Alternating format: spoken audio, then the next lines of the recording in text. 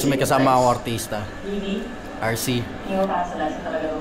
At nasa TV siya ngayon, may pelikula siya ngayon. Para sa approval ng mga tao. Sabihin ka ba tayo magdramahan?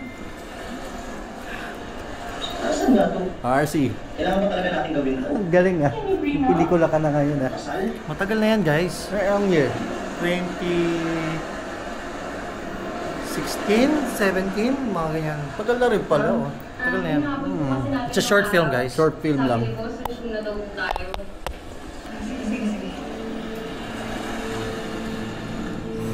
Okay, and so excited. Ganyan yung gagawin nyo ha.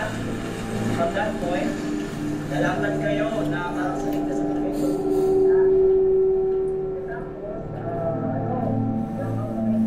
Nice RC.